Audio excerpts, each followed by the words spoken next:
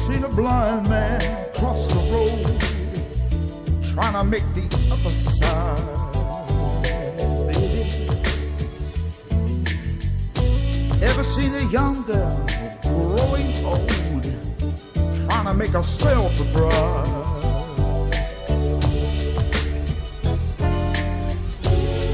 So what becomes of you, my love? Now I am become death,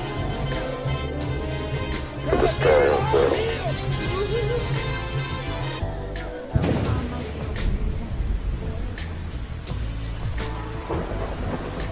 Pray that he's still out there, somewhere. Well, hello and welcome. Thank you for joining Eating Well Honey and Locusts with myself, Jessica Knock. Always a pleasure, as usual, to meet with you every Tuesday. I know we've had a break last Tuesday and we missed you. Lovely to hear about the comments that you missed the dig and you missed these programs today. We really did miss you. It was just such a tough schedule, time, the weather in Cornwall as well. Getting back was so tired, but it's so lovely to be back with you. We certainly missed you so much. And in the studio, I've got co-host Drew Bolles waiting. And also I can see Dr. Pidgeon has arrived. And I'm surprised because he must be jet lagged. So thank you, Dr. P, for joining us today. And welcome to those that are coming through into the channel right now. So we've got James Coletti and Maria Isabel. Always lovely to have you here. Chris Guston, thank you. It's great to have you with us. Sharon Pratt, you're so faithful. Thank you, Sharon, for everything you do. Hallelujah Homestead, another faithful here. Tammy G, been with us for so long. I would say she's one of the founding viewers when she just came into Torah, and we also just started out. And Peggy, all the way from Alaska. You know, there's another family from moving to Alaska, the Garcias. It'd be nice for you to get to know them, of course, Dr. Pidgeon here. And it's lovely to see the Alaskan contingent coming in. They're people that I used to work with from a female Torah group, and now they come in and watch. So it's really wonderful to have you here. Welcome. And Lynn from Holland, fantastic to see you. Doug Fassett, wonderful. Thank you for joining us today. You know, it is very much about fellowship and always serving you and understanding, having an ear for the times that we are in, praying, petitioning for your needs, hearing what the Father would say for these times, studying the word. It hasn't changed. I thank you for your patience, because all of last week, upon returning from the Passover Pesach event here in my home, we've had no internet. We have got limited internet now, but it's on a SIM card. So I'm on a SIM rather than on a broadband. So I hope that that works. And for the next few weeks, that will have to be the way that we operate. The reason for that simply is the contract was in my husband's name. I should have transferred it to my name, but instead we wanted a better service. And so we cancelled the old one. And all these companies that were saying they could deliver to our area actually couldn't. It was so horrendous, which is why we're on this. But more or less we are working now. But it took time for the signal to kick in. So I do just thank you for that. And tomorrow, as a result, the whole day is going to be concentrating specifically on getting the books out internationally and nationally to those that have ordered them, have asked for them. That's quite a big job because we work from home. So I now have got to set aside a place where I've got basically like a little distribution area that we can actually dispatch, get ready for dispatch, for them to be collected by the Royal Mail and vice versa each day, the labeling and so on. So that takes a little bit of churning around, but that's what we're doing. And it's quite exciting. You know, these books have been done. They were done with an urgency because of the times that we are in.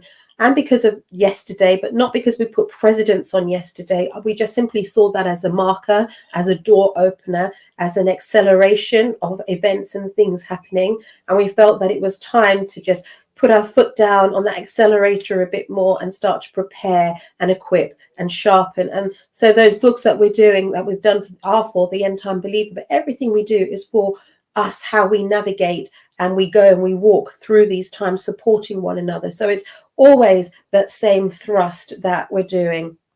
So I really do thank you for that. And just to say, some of you are saying you're finding it hard to make the orders. It's difficult with working from the UK through to the different countries. But on the left-hand side, as you go further down, sorry, on the right-hand side, as you go further down, there is a toggle bar, and you just choose which country you are making the order from, and it should solve the problem.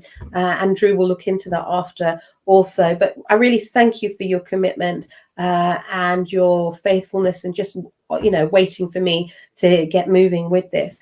But, you know, Dr. P is going to come on, and he's going to speak more about the 2 weeks that we had in the UK and his interviews, his travels. He went separately to Wales. Where else did he go? Wales, Anglesey.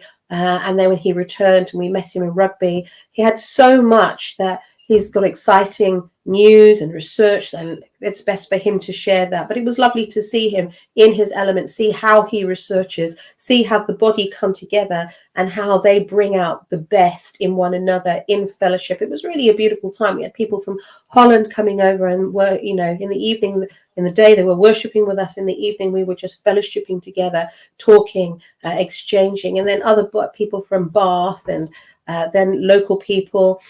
Tony's congregation is very small. It's very different to how we operate in Lutterworth. Lutterworth is central, I've discovered, for everyone to travel in nationally or internationally because of the airports that are closer by and the connections to London. And of course, it is a Bible belt. This time I felt, because it was so soon to Shane, that I needed that support and that help, which is why we went and co-hosted with Tony. But it's always good to see how it works out in different locations. Cornwall is a beautiful tourist attraction. In the summer, it's absolutely stunning. You have to go through all the different weather seasons when you're in this type of month. And we had a beautiful time there, but it is really far away. But it was good to see Tony's congregation, his small cluster of people that he had together. They're predominantly young couple, adults, married with young children up to 5 years, up to 5 in a family, rather, very, very young, maybe all under 10 or 12. And it was really lovely to see how they are exploring Torah, some very much into Torah already, or different levels of it, and how homeschooling, living off the grid, and just learning Torah and this new way it was to them. And they made Saturday extremely special, and the Haggadah very, very special. The responses that came through, not only from the people that were there, because it was the first time for them, but also online. If you didn't facilitate this, and look, in no way were the only ones, we were not the only ones doing this. There were many other ministries doing in person as well as online, or both. But the resounding thing that came through is, thank you for doing this, because if you didn't, we wouldn't have anybody to share with, neither would we know how to do it. And again, some people, it's the first time for them, or they didn't know exactly what was the correct way, and now they feel more confident in this. And so it really was liberating for them and a great blessing. And that's what we love to hear. It makes all the exhaustion and everything so worth it when we hear that. And it is about building community. We do these things. We are an online ministry, but we come together at specific times as a community. And there's a specific work, one that's going on in conjunction with Sefer and EWHAL Honey for Portugal. There are things opening up in Holland, in Germany, Belgium. Now that person has moved to Alaska, so we have to see how that will pan out. And of course, the UK. And upon coming home, Dallas and I had to go and do grocery shopping, and we bumped into an old friend, a pastor that we hadn't seen for a long time, and he's left the same denomination I've left for different reasons. But he, you know, he said, Jess, I've moved back to this area, and my wife and I, we've got this building now, and it's so close by to us. Do you know what? That building is going to be a blessing to the ministry of Eating While Honey, because we can actually have it for Saturday fellowship. We can use it for our in-person gatherings. It seems to be quite state of the art. So if we don't go to Lutterworth, we've got something just as close in Coventry, which is very close to where we live, where we could make it more central and more of a gathering. So, you know, there's all these things, relationship building, and Eating While Honey, it does reach out to those who are coming out of the church or in the church and have questions. And it will always unashamedly continue to do that, because we have to speak to these people, and it's by our testimony. They know where I came from, the experience that Shane and I had to where we are now. And it's not a shun, it is okay, then I see that there is some truth to this. And that's the questions I have. You might be able to answer them. And the one thing that they understand now is that you have to have a Hebrew understanding for where we are to understand the word more than in its simplistic form, but deeper rooted. So, you know, I feel quite refreshed walking in, coming here, rested now as we walk in to this new season here. So before I bring the gentleman on, I just want to focus on empowerment. Now, this is something that we went to a little bit of well, John did a similar presentation to this one during Passover, but it was really, really important. This stems from him just preparing, as we were all traveling our separate journeys to Cornwall, and 2 Shabbats beforehand, he just felt this message very much impressed, the same that we actually here as a team do feel as well, about empowerment. And I think it's really important that we understand who we are, and we understand who we align with and what we align with, the power that we possess in these times.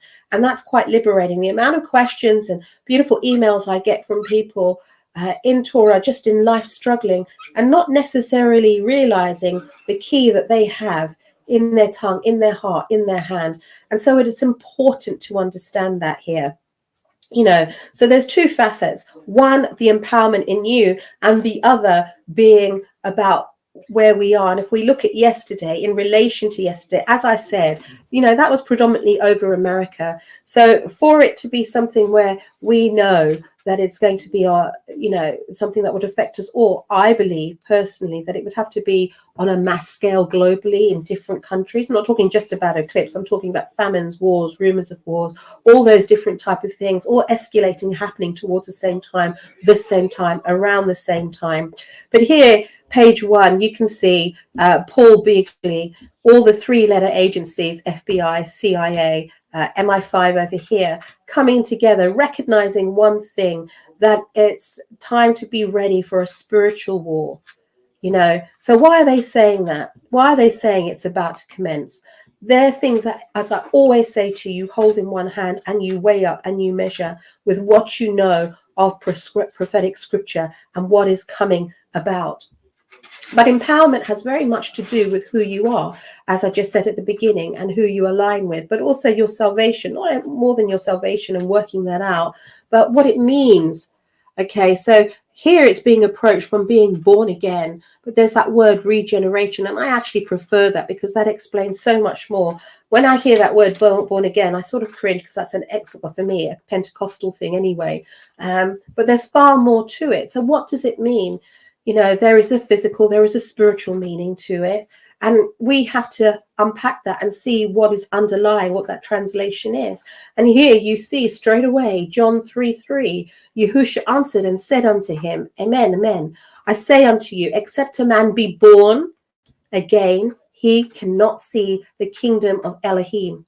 Now you see that there are 2 arrows. Okay, so from the Strong's Concordance, something that Stephen has really got us used to using and digging into our research, our study, you can see G1080, and it's about procreating the father by extension of the mother, figuratively to regenerate, that word we just used, which means to bear, beget, be born, bring forth, conceive, be delivered, gender, you know, gender, male and spring. But what does it mean? What does it mean? It's more than just meaning that we are through the Ruach, that we are born again through the Ruach. And then you look and you see the other word, above, which is an analogy. By implication, it's saying from above, from the beginning, from the top. So really, when you see what that first said, Yahushua answered and said to him, Amen, amen, I say to you, except a man be born again, he cannot see the kingdom of Elohim. It should translate, Yahushua answered and said unto them, Amen, amen, I say unto you, except a man be regenerated from above, he cannot see the kingdom of Elohim. John has put the Clementine verse there because it sort of confirms from an older writing, this scripture here. Stephen probably could add more to you about that book. I know that it is to do with Peter there. But, you know, procreate means to reproduce. Reproduce is to do with life. So this is to do with life, born again in him. So we need to understand that about our salvation, that aspect completely. It can be quite liberating when you do understand it properly. You know, empowerment is here. It starts in the mind, as you see in the title. There's a battle that is in the mind. Everything is controlled from the mind, from what you conquer, from what you dictate, from how you deal with the situations. The best way of putting it is we day to day, we have so many things going on in our life. What we watch, what we listen to, what we read, they're all gates. They're gates that we open, gates that we close. These are transactions of our minds. We're making mental determinations, mental decisions throughout those processes, throughout the day. You know, and basically we are coming into alignment. We are walking in Yah's will, or we're walking out of Yah's will, because we have choice in all these things. And again, they are gates. You disagree or you agree with them. You're making covenant or you're going against covenant. You're shutting, and you've got the choices to shut and close and open doors. And that is the power that we have. You see here, we have already won. And that's important to understand, because these times that we're in right now, we see the outworkings of Revelation confirming everything of the prophetic books in the Word, in Scripture, now opening, having a better meaning, and coming and intensifying with depth to us. And it says here, John, book of Revelation, if future history, if or it's already happened, it's in Yah. It's time beyond mind and beyond existence. We have won the battle. And I think it's good to remember that, because it's so easy to fall in fear, to fall in trepidation with everything that is happening right now and going on. And we just have to remember that he is in control, that he is in charge of the script, even if we don't know, if we don't understand.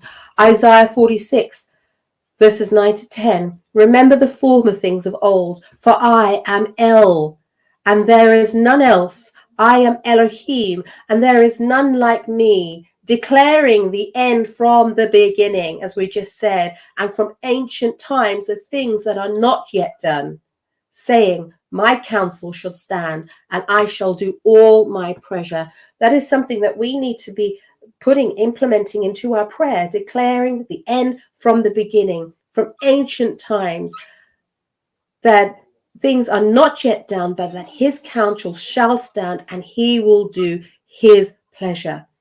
You profess that. You decree these things. That's part of empowerment. We are the highest spiritual entity against all darkness and all people and creatures of flesh. We have the dominion here. Yeah, I'm saying obvious things to you, but you know, sometimes it's important for reinforcement. I know I'm saying this from the messages that come through. It's important for the different levels we are at that we reinforce these things together.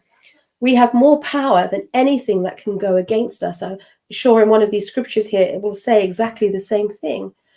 Isaiah 4, you are of Elohim, little children, and have overcome them, because greater is he that is in you than he that is in the world. How many times do you have to fall on that and profess that in the situations that we have and those that try to engulf us? You have dominion over the whole earth and the beasts within it. Genesis 1:28. And Elohim blessed them, and Elohim said unto them, be fruitful and multiply and replenish the earth and subdue it, and have dominion. You have dominion over the flesh and over the fowl of the air, over every living thing that moves upon the earth.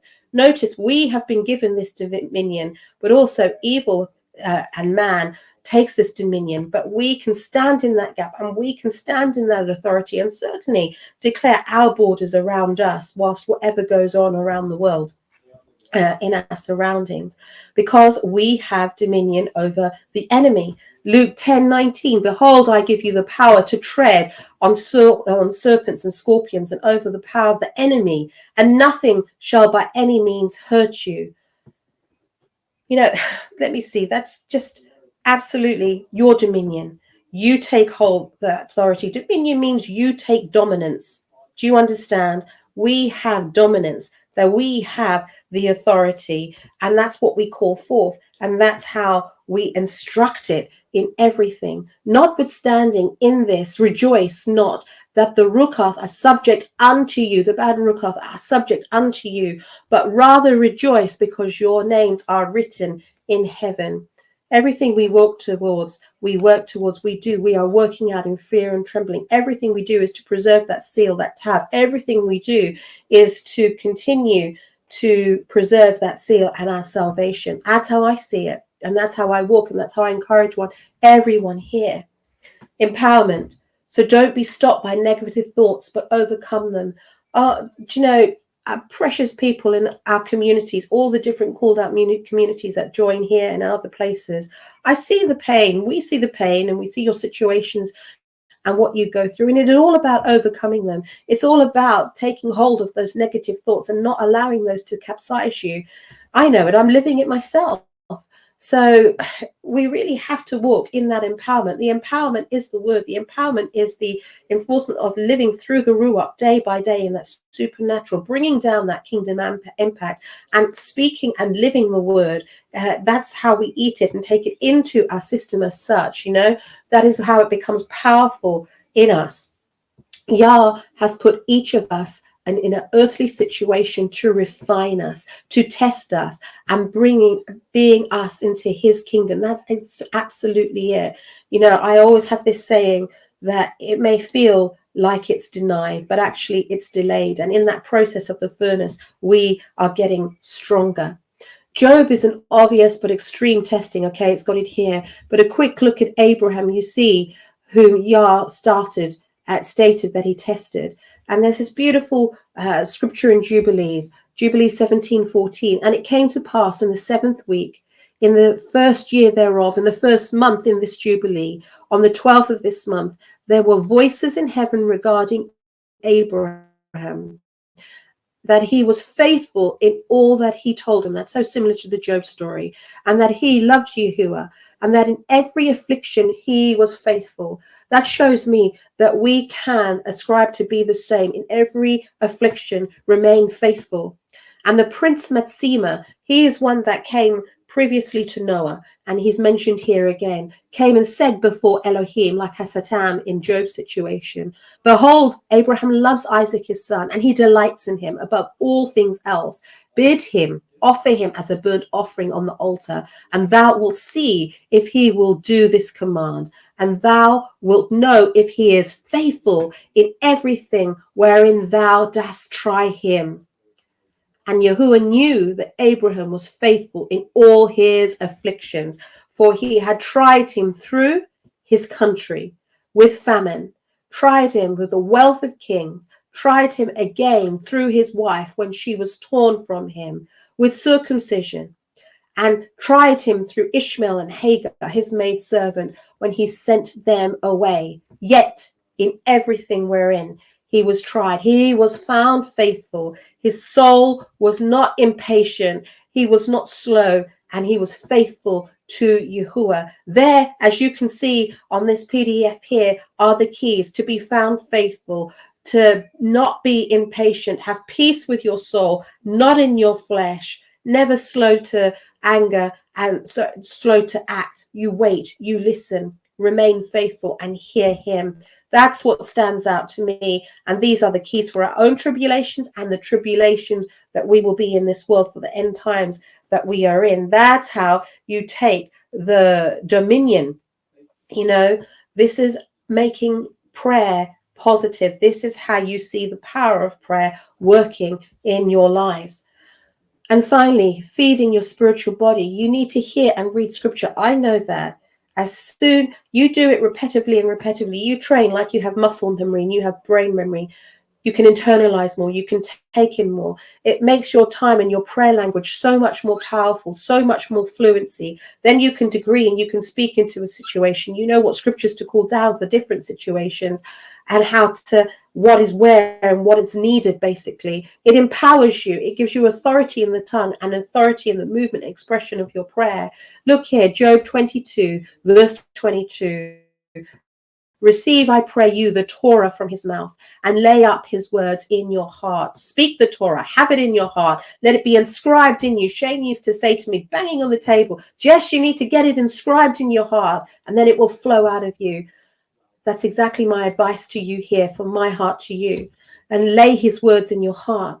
If you return to El Shaddai, you shall be built up, and you shall put away iniquity far from your tabernacle. We are the true temple, and we must serve and we must walk in that holiness and always look to build him up and no puffing up of ourselves. That's just one aspect of this. That you shall lay up gold as dust, and the gold of Ophrah as the stones of the brooks. Ye, El Shaddai, shall be your defense, and you shall have plenty of silver. That shows me that he is our protector, and that we will walk away with the spoils of victory in our situations if our hearts are set right and we look and guard our temple, that tabernacle where we have praise, and we bring him into that place. For he shall delight in you, El Shaddai, and shall lift up your face unto Aliyah, that we will lift our face up to him. You shall make your prayers unto him, and he shall hear you, and you shall pay your vows. You shall decree. Now here is the key. You shall decree a thing, and it shall be established unto you, and the light shall be shone upon your ways. Now you see here in these notes, there's a highlight on decree, and there's several points here regarding decreeing that I want you to profess over yourself as I come to an end, and then we're going to join the gentleman here. But you see, filling spiritual voids, filling spiritual voids here. We've got to know how to take authority positively. We've got to know how to cut off and break and rebuke and bind and then move into blessing. And this is what it's showing us here. So let's say it. I decree and declare that I will be a vessel of honor, not dishonor. I decree and declare that I am a blessing to the kingdom of heaven. I decree and declare that I will be salt in all the works that I do, adding value everywhere that I wander. I decree and declare the love will dominate my life in all aspects of my earthly experience. And I say to you right now, because we have the power to tread over the serpents and the scorpions, over the power of the enemy, so that nothing can hurt you, I pray for you right now. This 91st Psalm, he who dwells in the secret place of the Most High, El Elyon, shall abide under the shadow of the Almighty, El Shaddai. We will say of Yahuwah, he is our refuge and our fortress, our Elohim in whom we trust. Surely he shall deliver you and I from the snare of the fowler and from the noisome pestilence. He shall cover you and I with his feathers, and under his wings we shall take rest. We shall take trust. He shall be our shield and our buckler. We shall not be afraid by the terror by night, nor the arrows that fly by day, nor the pestilence that walks in darkness, or destruction that lays waste at noonday. 1,000 shall fall at your side, 10,000 at your right hand, but they shall not come near you. Only with your eyes shall you see, and behold, you shall see the reward of the wicked before you. Because I have made Yahuwah, which is my refuge, even Elyon, your habitation. That's just beautiful. There shall be no evil that befalls you, neither shall any plague come near your dwelling. For he shall give his angels charge over you to guard you in all your ways. They shall bear you up in your hands, lest you dash your foot against a stone. You shall tread upon the lion, the adder, the young lion, the dragon, you shall trample underfoot, because he set his love upon you. Therefore I will deliver him. I will set him on high, because he has known my name. And there is another key. He has called me. He has called you to be set apart. And I will answer him, and I will be with him in trouble. I will deliver him and honor him. With long life I will satisfy him and show him my salvation, my Yeshua. And that is our prayer for you. That is our heart as we come back into these pattern programs today. I wanted to start off with empowerment because we love and we care for you. So now, thank you for your time. Let's bring Drew and Stephen on. Drew, welcome. Hello, thank you. So great to be back with you. Thank you so much, Drew. Oh, of course, and that the wonderful was Dr. wonderful. P. Hi, Drew. Hello, I'm Dr. P. I'm glad you're back from the escapades. Yeah. It was very good. It was a very good trip. I'm surprised you're not jet lagged. Well, I am jet lagged. Yeah. Yeah. I mean, I woke up on UK time this morning. Mm-hmm. Oh, did you? That is to say, at 2:30 in the morning. And so now it's, we're kind of cruising on about 9 o'clock tonight, right? What have you got there, Jess? 9? No, it's 8:30. 8:30. You're Okay. nearly there, half an hour out. Yeah. So we would be eating around this time if things were ready, if we weren't doing a meeting. So it's completely different, isn't it? A little fish and some mushy peas. Yeah. Yeah. There was one restaurant that we had to escape that was offering pigeon, and what was the other things? I can't remember. Badger? Did you say badger? Something rabbit, I think it was, wasn't it? Or was it badger? Badger sounds disgusting. That is disgusting. I mean, all that, come on. Hey, but look, you want to talk about some disgusting stuff, okay? Blood pudding. Yeah, Blood pudding. It's like, no, I'm not eating that. No. That's like, that's off the table. It's not coming on the table at all, right? Oh, gosh, so gross. Or blood sausage, whatever that, like, why? That's another one. It's like, no. That sounds to me like it's got all kinds of bad DNA in it, right? You know what I mean? Oh, man. So I'm not going there. Yeah, no blood pudding. And, of course, we had, it depends on, where you are, right? Because down in Cornwall and Wales and Ireland, there's a lot of sheep that are being raised, And so it's possible to get lamb and to get it, kind of on a full-time basis, which is pretty good. I'm a big lamb fan. Yeah. I mean, lamb's, it's a good meat. And, but there's just a couple of things that are, marginal.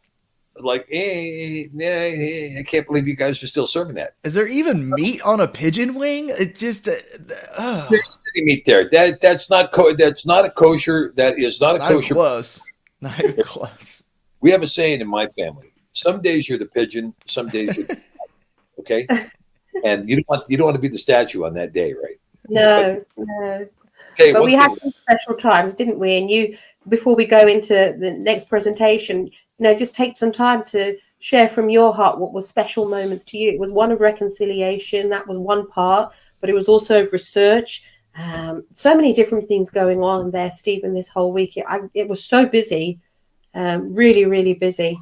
So, well, there was a lot to do and a lot to see. And of course, being there for Pesach was the main thrust of what we were doing. And we celebrate Pesach, on our calendar, which was really good. And you're right, it was a reconciliation tour. We were able to visit people that, because when you're far away, people can get their nose out of joint over something very small. And it's not anything, but it can leave you really kind of disturbed, And so I wanted to make sure that we visited people and really just come back to just say we're still here, right? And they welcomed us saying we're still here, right? Which was really great. But when we got to Cornwall, of course, my good faithful brother Paul Barry, lugging me over Britain. He said to me when we were traveling, he said, Stephen, he says, I've seen more Britain traveling with you than I have in my entire life. Hey, Paul, we got to go here. Hey, Paul, we got to go there. Hey, we got to go here. It was like, okay. But we did have an event. I mean, the second day we were there, Paul accidentally filled his diesel car with gasoline. Yeah. Oh, no. That's right. So that was an event, we're like, uh-oh, we're going to have an issue on this one, So it was a real kind of bailout mechanism for the next couple of days. But Stephen, you laid your hands on the car and it got us through. We didn't break down. It was a bit slower, but it didn't break down.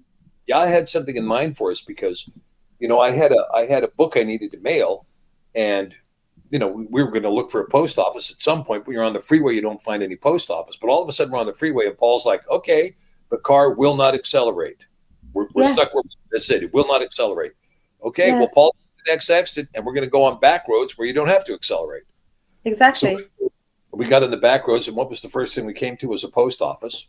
And significant about that post office, while you went there, Dallas and I were, Dal, Mum, this is where we went surfing with Dad. That's where we went surfing to the surf shop with Shane. So it was a beautiful memory for us as well. So, and if you recall, Jess, we had that huge double rainbow the That's largest right. I've seen ever. This massive thing. And I said, hey, let's go over there. That's where we can get the pot of gold. You know? Pot of gold is always elusive, right? Because that rainbow just keeps on moving. Yeah. But it means double covenant, right? Yeah, it means a double covenant. I mean, it's an expression of Yah, I think. Yah's promise. You know, puts a rainbow up in the sky. It's kind of a symbol that, yes, I'm in covenant with you. Yeah. And the Passover itself was really good. Singing worship, all the worship leaders, including, the faithful sister Ruth Mary, was great. And then, looking at the sites in Cornwall, Drew, we were trying to determine first century relics, right? Because the question, whenever you're looking at this stuff on JOA, so much of the record was falsified by the Knights Templar. Right. So this stuff came in the 9th, 10th, and 11th centuries, including most of the rhetoric at Glastonbury. So all the mythology you hear about Glastonbury, we were there last year. We proved almost all of it false. The Tor itself, the tower on the Tor was built in the 9th century, and the roundabouts. Don't even mention that, Tony. Look, kids, Big Ben. Kids, Big Ben. We were saying that over and over. There was one point where Tony was like, "Okay, these idiots don't know where they're going." So about time and time. Hi, Jeanette. He was doing the loop time and time and time again, finally waiting for us to get there. Anyway, so funny. The key is that trying to punch through the falsified record, right? Record that was kind of created by the Knights Templar. Then you have to look for things that are pre-Templars to get an indication it doesn't have indicia of credibility, right? Totally. Well, on Cornwall, there's hundreds of artifacts that have credibility. Hundreds. You start out with the ancient mines, right? The ancient tin mines that go back to 1500 BC. Now, that's one thing, that those things are there. They testify to themselves.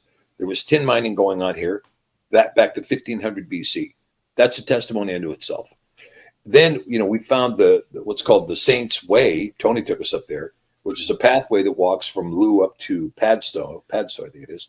And that it was a walking pathway that would allow them to catch boats from there to go to various destinations. And you have to remember, this neck of the woods where you talk about the Severn Estuary and really along the coast of Cornwall, they have vicious and big tides. Some of the largest tides in the world come rolling in the Severn. So it was possible that, if you have an 80-foot tide, can you imagine an 80-foot tide differential? Barely. You have an 80-foot tide come rolling in where you can go way back up into Somerset. You can go way back up the rivers. And in fact, the longships still transit up under these bridges on a tidal basis, based on the tide, right? And we were at one town, I don't remember the name of it. I don't think it was Lou, it was something else, but where the tide was out when we got there and all the boats were laying on the bed. It was all mud, right? Inside the hour, they were all floating. St. James, I think that wasn't it? Yeah, St. James. Yeah. Beautiful place. But the thing is, we looked at some things that appeared to have ancient indicia, like there was a cross that had a boy on the cross. And this was a symbol that Mashiach had been in Cornwall as a boy, as a young man, right? Interesting. And then in addition to that, going down to Penzance and going down to Mara Zion and looking at the island of Lou and these other things, there's these pathways to go out to the islands that are dry at low tide. You can walk out there, but you better be moving if you're going to catch it, because you got to catch it during the low tide, because the high tide, it's completely gone. So there have been pilgrims that have lost their life trying to make that tidal pathway. But, when you see it, the whole story of Mashiach walking on water could have very easily taken place in this area where he's just walking along that pathway as the tide's changing. And Peter's out there, well, I can do that. Well, no, you can't, Peter, because guess what? You got to know where the pathway is. But the thing is, when you talk about the well, and Tony also found a site. We didn't, because we got stuck in the mud. Yeah. But he knew of a site of an ancient prehistoric village that also had a number of indicia. We saw a whole bunch of things, Drew. That's so awesome. Yeah, but the key is that when you put all this together, okay, did we establish a Druidic record that's with Acts 29. That was a huge question. Mm-hmm. Could we establish a Druidic record? And the answer is yes, because throughout Cornwall and throughout Wales, they have what's called the standing stones. And a lot of people don't know what these are, but these standing stones are built in a ratio to the number of days in a sabbatical cycle. And they take that ratio, and the stones are exactly a ratio distance from that. And there's two stones that appear in the middle. One is the rocking stone, and the other is what's called the Logan stone. So on the rocking stone, the arch druid would preach. He would teach from that stone. But more importantly, see, the druids were not priests. The druids were judges. Very important distinction. Bren, a judge, and they knew the common law, and they would teach, and they would issue judgments from the rocking stone. And the Logan stone was a place for contributions. They would leave their contributions on top of the Logan stone. And then you have 12 stones that were capable of telling you the hour of the day, the day of the month, the month of the year. All of those standing stones can do that if you understand the shadows and where north, south, east, and west are. You can predict all of that stuff. Equal shadows give you the equinox, disordinance. See what I mean? Like when you have a circle, give you an example here. You got a circle. You got some stones here that are in the early part of the circle, okay? These shadows cast into the circle. If the sun is directly behind it, these shadows cast into the circle. When you get to these edge, these shadows are going to be some in and some out. Then some of them come out, right? And then you get to the other ones, and those shadows are all out. So you can see that when you're in the morning, you're going to have a number of shadows on one side that are in the circle and a number of shadows on the outside. So you can tell the hour of the day by looking at the shadows in relationship to one another, right? See it? Right? Clever. And, it was good to see. We were in I stood with you by those circles, and you could see the shadow and how it's affected the stones that are there. But when you're physically there, Drew, and you can see it, it's so much easier to understand. How time was read. And the other thing, Stephen, was being a fellow Briton, but I don't think it necessarily matters if you come from this country or not. More so, maybe you're able to dispel this thing that is presented by New Ages about the Druids, which is the first thing that is here where they're having to fight all the time. So that was quite, groundbreaking in itself to have that. Majors, and this is the thing, is that there is a passage, and I think it's in Matthew, but I don't really remember now, but the passage talks about how, it's in Joshua. That's where it is. It's in Joshua. And in Joshua, this is a very important passage because Joshua sets up something. I think it's in Joshua 20. Let me see if I can find it in just a second. In Joshua 22, Joshua is getting ready to die, and he sets up something in order to cause a covenant to be established among the people. And let me see if I can find this reference here. This second, I've got it here. Hold on. Yeah, I'm almost there. Yeah. You're always looking through scripture, Steve. It takes us a billion years. Well, and what's interesting too about that phenomenon with the time telling is that it's evidence that I wouldn't say our understanding of the hour is incorrect, but the variableness of daylight is interesting, and that's actually something that like kind of the Messiah talked about. Was he said that there were 12 hours in a day. Which kind of alludes to either he was making a general statement or that the hour isn't always 60 minutes, for instance. And so, they knew this through these stones, and also sounds like kind of similar, functions similarly to like your the circle stone that tells the time. Yeah, the sundial. Sundial. Yes, thank you. The sundial, it's giving you a little bit of information, but there is a point here, and I'm trying to find it here in Joshua. That Joshua sets up. Under an oak tree, he sets up a stone, an uncut stone, under an oak tree. And it said that when he did that, he called all of Yasharel together and said, "This is the covenant. This is a representative of the covenant which has been made between Yah and you," right? And the people all said, "All the things he said to do, we will do." And so, with this covenant being expressed, this is exactly what was going on with the Druids. You see, all of these stone circles are uncut stones. They're uncut stones. And so even the rocking stone, even the Logan stone, uncut stones. And so this tradition of uncut stones under the oak trees, this whole idea was a Druidic practice that really came from the time of Joshua, right? You would expect to see cut stones. No, the cut stones were not part of the Druid pattern. They would take uncut stones and stand them up. And that's what it was, right? Very simple, very straightforward stuff. So as we were looking for all of these things, we got into Wales. I had the great fortune to run into Shane Stokes again. And Shane and I just immediately began talking. We just picked up where we left off before. It was just instantaneous, And I said, come on, Shane. I said, if we're going to talk this way, we got to record it. So we sat down and we recorded the interview, right? And we started talking about it. Now, Shane has since sent me over the triads of Paul. Remember, you might recall this, Drew and Jesse. I've been talking about the idea that the Druidic teaching was triadic teaching. Right. They didn't write anything down. They believed in memorization. They didn't write anything down, and they taught in triads.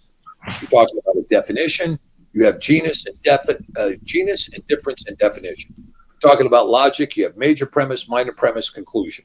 But it's triadic. Well, Paul had written a whole bunch of expressions that are triadic. It's called the triads of Paul.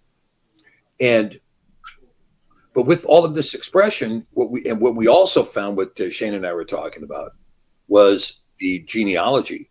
Now, and I'm just going to share this with everybody that's here today. I think that we have found enough of a record in the British Isles now to establish the Arimatheic record. And the Arimatheic record is what I would call, you can call it the Arimatheic brand of the faith, if you will, or the Arimatheic way. Okay. And the Arimatheic way preceded the ways of Rome by 300 years.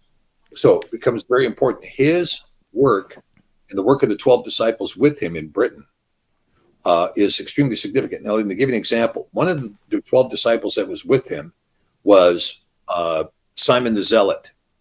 And Glenn Lewis has found the site where Simon the Zealot was crucified and has found artifacts to that effect in Britain. He was crucified around 63 AD. Now, one point that came up to me that was just absolutely fundamental is, when you're in London, when you go down to Hyde Park, which is the park that butts up next to Buckingham Palace, there's a huge statue of a woman in a chariot. Well, who is this woman that's so memorialized at Hyde Park? Well, it's Boadicea. Okay, well, who's Boadicea? Well, Boadicea was a queen that when the Romans came in under the edict of Claudius Caesar, they came in, and the edict of Claudius Caesar, we think, was around 51 AD. And they were told, the Romans were told, go into Britain and kill every Druid and every quote unquote Christian. And so they did. And when they came in, they found these Druids that were living up near Bangor on the waterway that abuts Anglesey, and they slaughtered them all.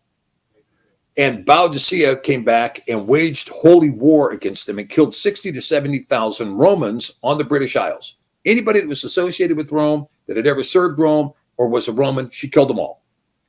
Now, she died in 61 AD. Okay, so I got to thinking about that and recognizing that Joseph of Arimathea had come into the Isles in 36 AD permanently, never to go back. Yeah, wow. So guess what? I said, he must have been alive during this. And Shane said, no, he said he wasn't just alive during this. He was the target that Claudius Caesar was looking to kill. Kill that guy. And how strong of a record of the faith is it that in 30 years post Mashiach's crucifixion, they were ordering orders to go slaughter all of his followers? So how quickly must have the faith spread in those 30 years for that order to have been given? That's crazy. Well, here's the significance of it. When you have to look at what was taking place, especially credible because of the Queen's letter to the Pope. Oh, yeah, Elizabeth I, Tony Wright's mentioning the letter of Elizabeth I to the Pope, referencing JOA in particular. Yeah. That was written in the 1500s. So when you look at what took place, so here's the thing.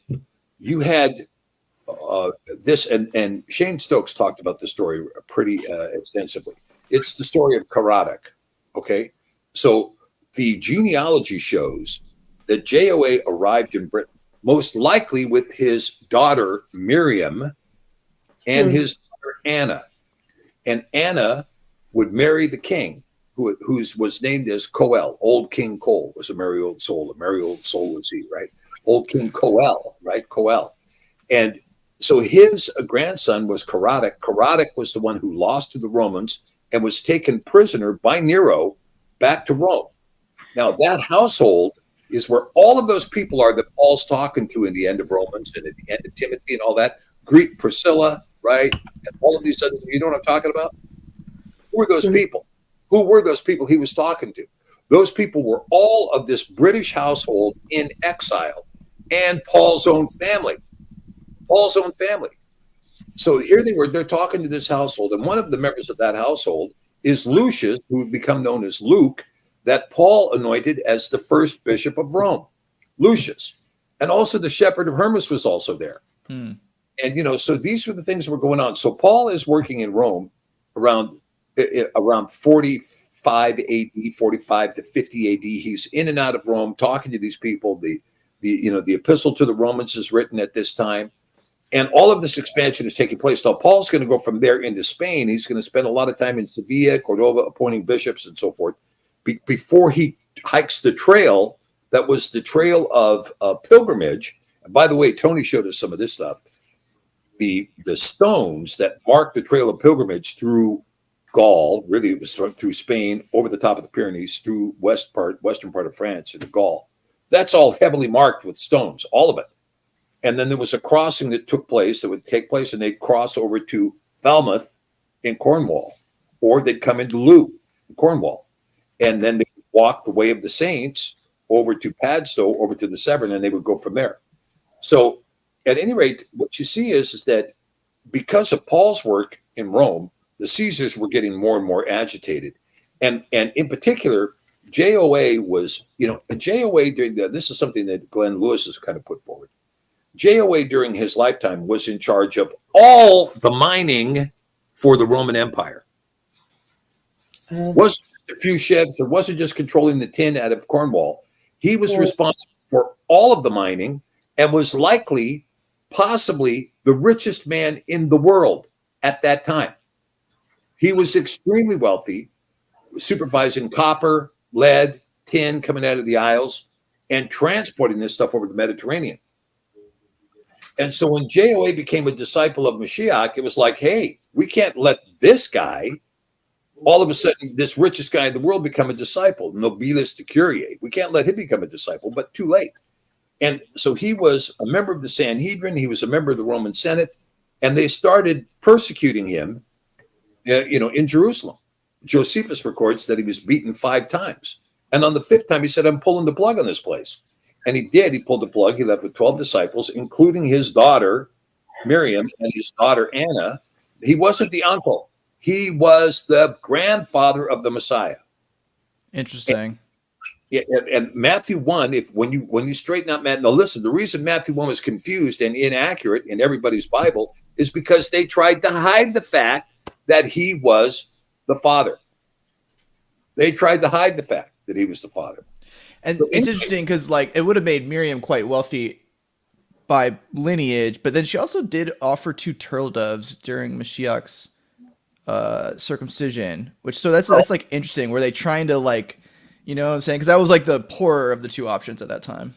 Yeah, but the thing is, Miriam, if you read the Gospel of Jacob, the Gospel of Yaakov. Interesting.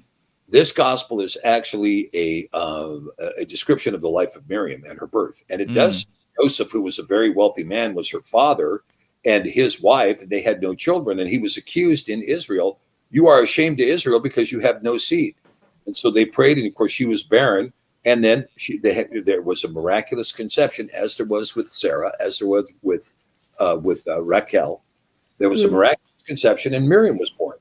And so after the child was 2 years old, they presented her to the temple, and she grew up in the temple, according to the Gospel of Yaakov. She grew up in the temple.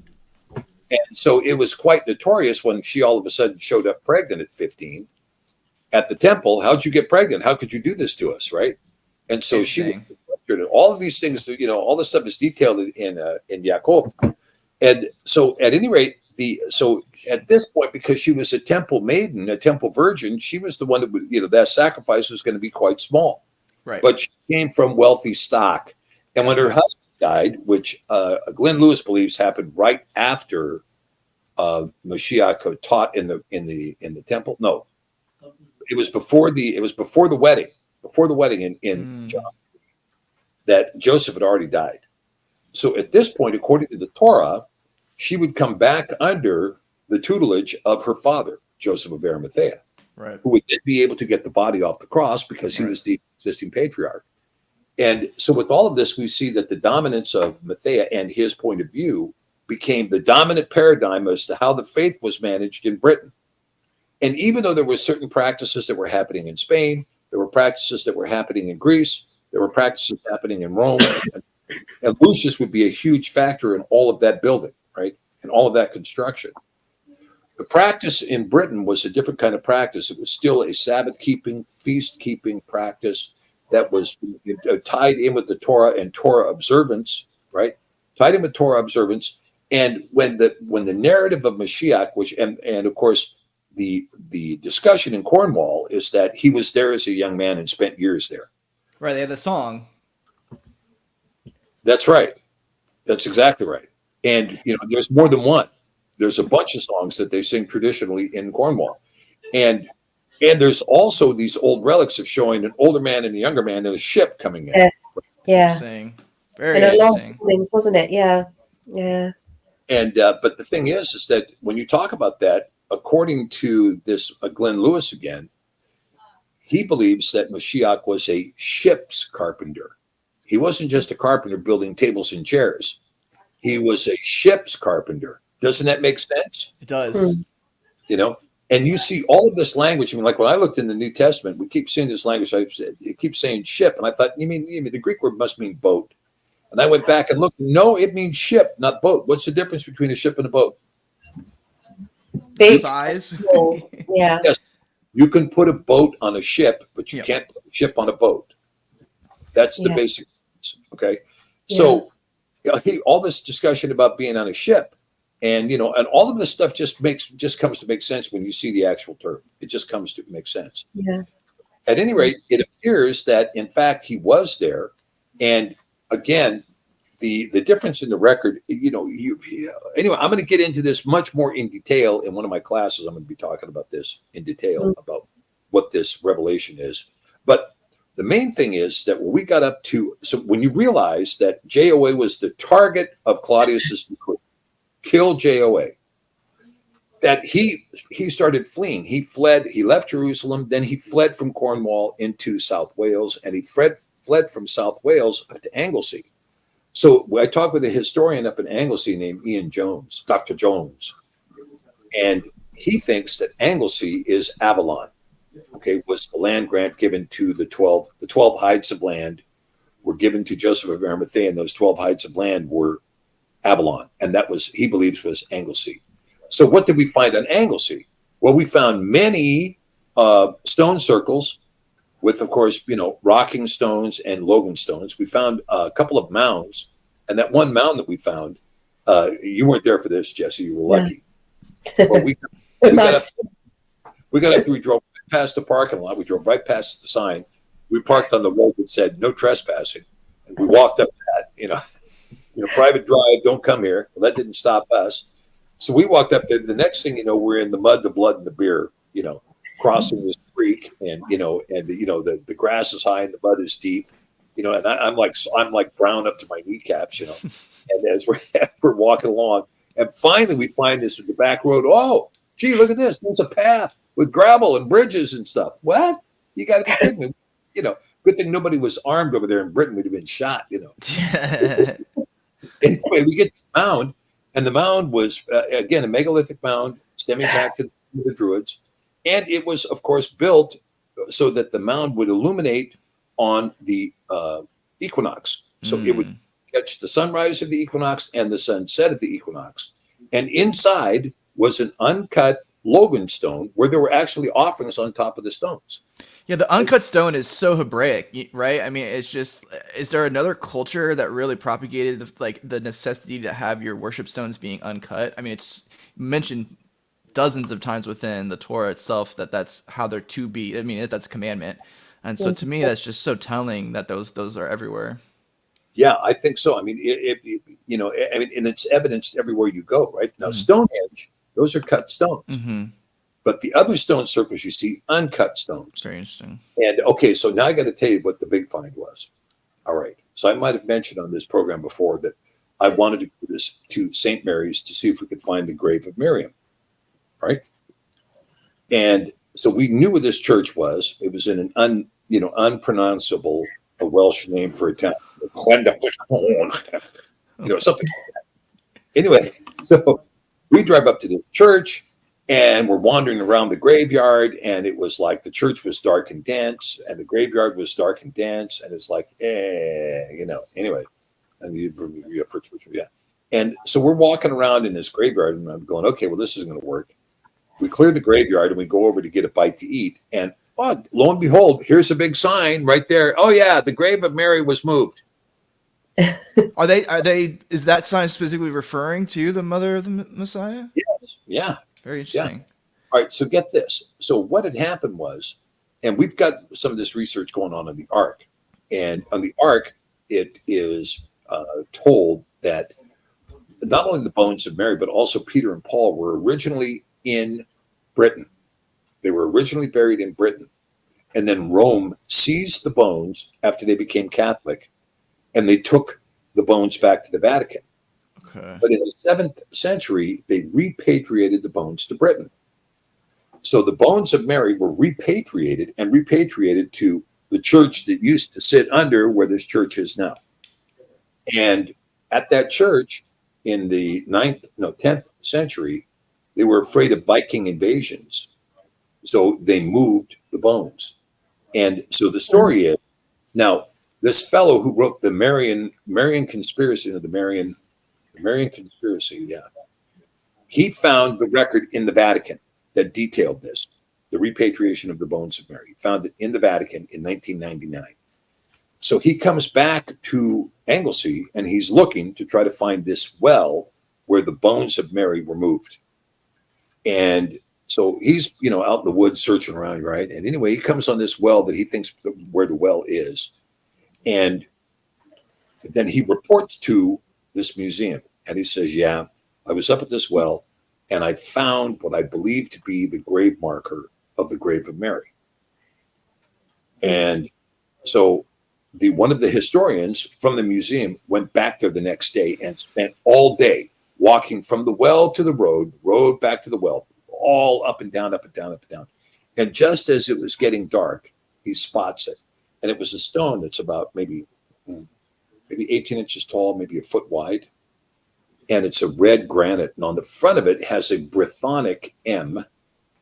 And then a line that crosses the M, the back leg of the M like this, crosses it like this, creating a fish. And now, does it say, here lies Miriam, born 12 BC, died, 41 AD? It doesn't say that. But you have this Brythonic M with this fish symbol, the early symbol of the Christian church, on this stone. And at the time that this stone was placed, which would have been around the 7th or 8th century or the 9th century, that would have been a common script for that area. And so it appears to be that may have been the marker. And so what's ironic about this, and this is, this particular spring is an artesian well, and it's really off the beaten path. This artesian well, causes water to puddle up.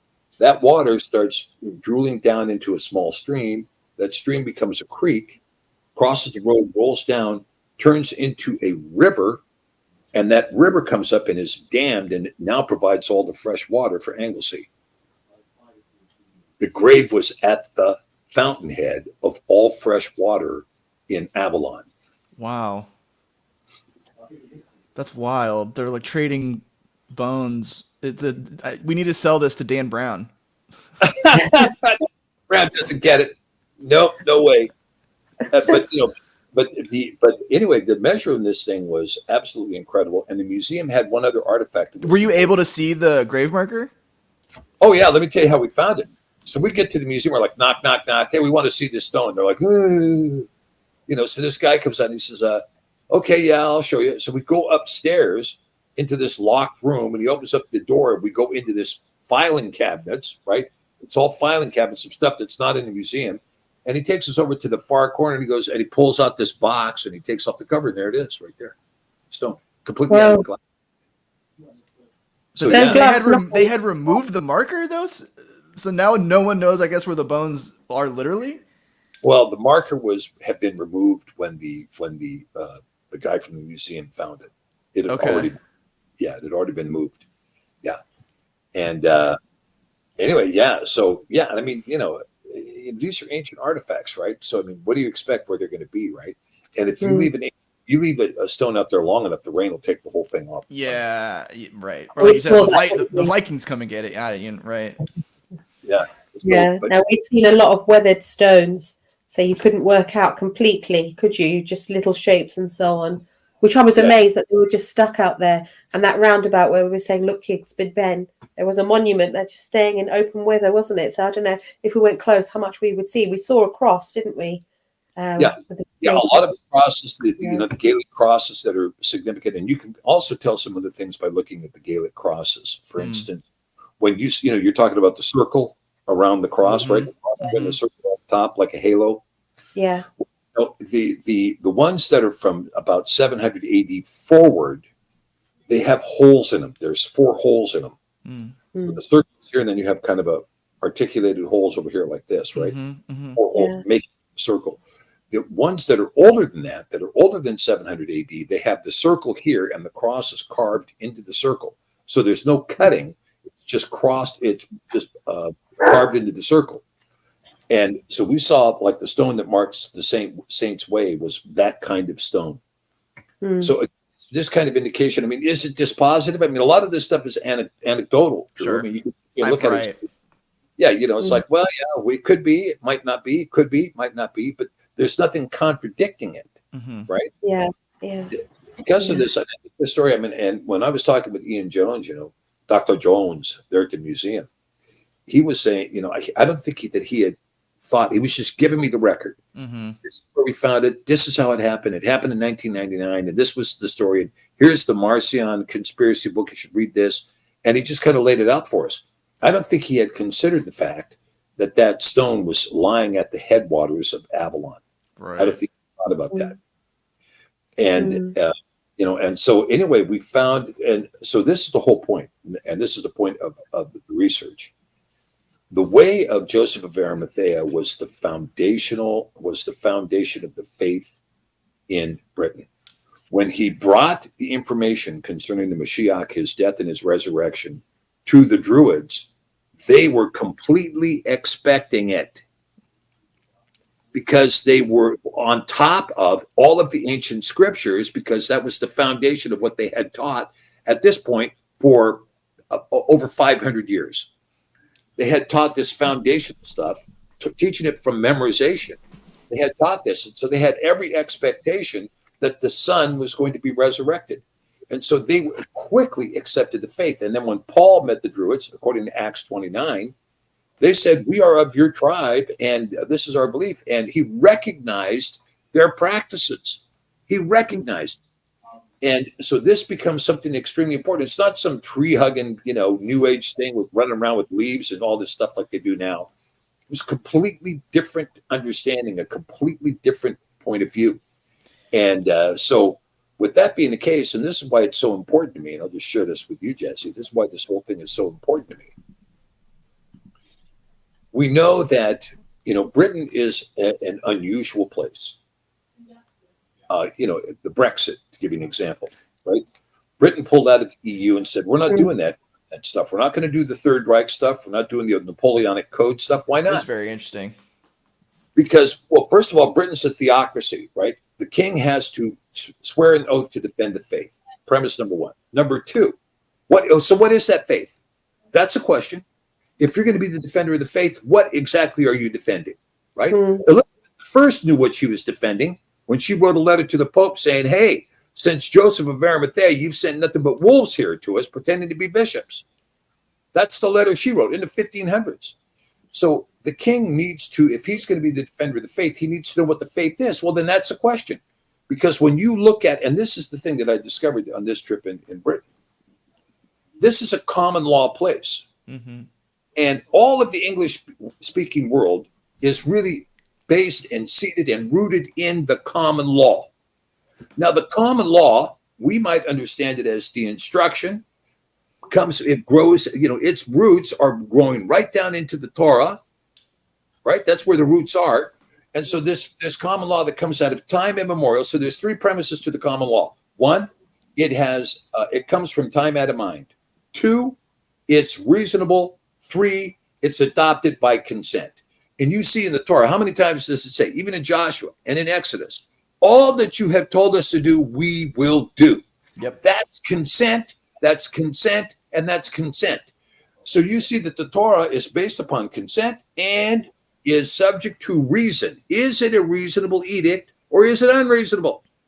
And can you show that it has existence in time out of mind, from time out of mind? Now, with that being understood, the king's job is to understand the common law and to understand the faith, because the king does not function as an executive tyrant.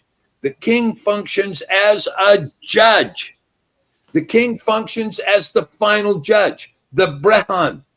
He is the Brehan. He is the final judge. He is the one that says that is unreasonable. That's inconsistent with the common law. That is not the practice of the people of the British Isles.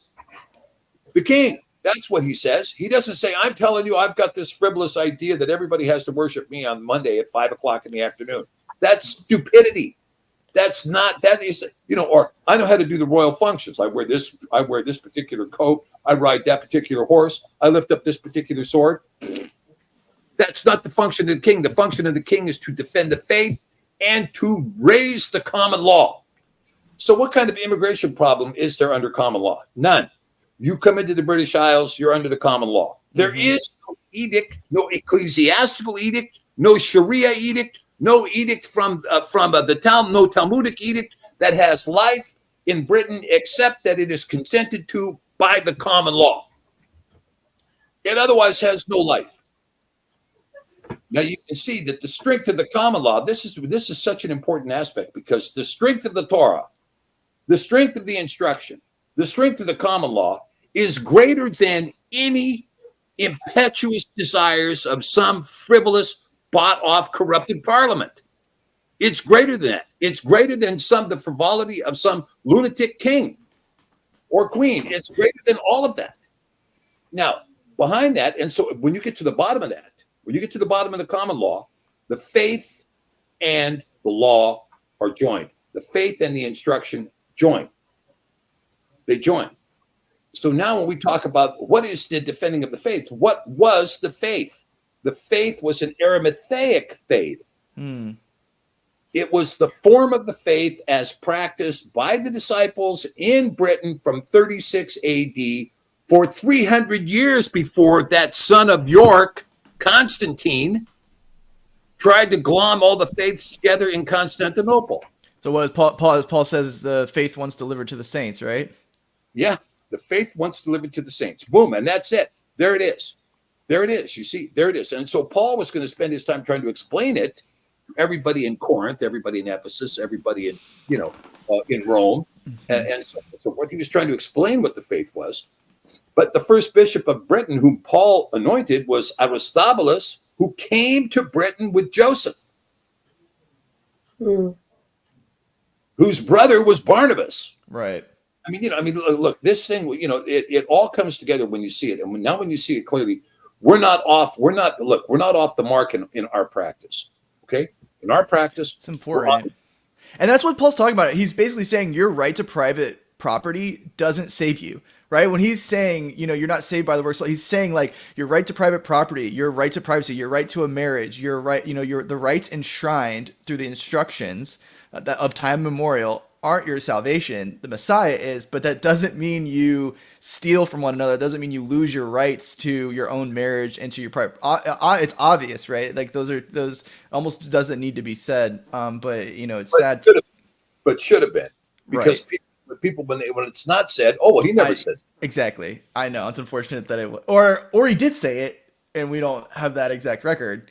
We have a different record, but yeah, it does make it makes a ton of sense, right? It makes a ton of sense to us, especially because you go back and like, I mean, I'm sure you've seen this. You go back and you've mentioned a couple different societies that have maintained Sabbath and feasts they maintained it for almost up until the modern epoch. Almost up until 1500s, they were doing it, and there was probably an unfortunate period where there was no tribe en masse doing, keeping the faith of the Messiah and, the scriptural feasts and things like that. But for a very, very long time they did. And so like, why would be the question, right? And it'd be because the foundations were delivered succinctly to an area. I mean, you also had, the faith in Africa growing at the same time. You mentioned Spain and Rome was obviously integrating it in some form or fashion. And I always, for me, with, answering people's historical questions like, oh, there's this historical record, blah, blah, blah. You often get that as a believer. It's like, man, these people all across the globe were willing to die within 10 years of the date of the crucifixion. And like, why? You know what I'm saying? Like, if you're going to say that these people were deceived and all this kind of stuff, like, fine, that's your rationale, but fine. But no, it was very clear that the establishment of the faith was so incredibly strong almost immediately after his death that it was central to people's lives. And to me, I mean, that makes a ton of sense because, his impact, as we understand it, would have been felt immediately. And so to see that record, I love that, seeking out first century records, because it's like, we need that across the board. We need to Knights Templar all of our history, because unfortunately, what I learned in school was also not correct, let alone the history of the faith. Yeah. Yeah.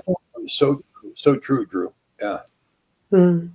Yeah, I wish I could have been there. It sounds like an engrossing trip. I was fortunate to be able to watch the videos that you guys live streamed. I really appreciated that. And I actually got to celebrate Passover with my brother, which was a treat. Oh, wonderful. He's not quite a believer, but he stayed, and we broke bread and wine and talked about Yahusha a bit. And my son was there, so we had a nice time, and it was a treat to be able to watch the streams. That was fun. Wonderful, Drew. Wonderful. That's fantastic. That's what it really is about as well. How people celebrated. So many families came together that wouldn't normally. And even if they don't necessarily celebrate it themselves, they were supporting those in Torah. I heard multiple stories like that. So that's wonderful to hear. So, gentlemen, here, just before we go and we finish off, in light of yesterday, there's just 2 slides here that we've prepared.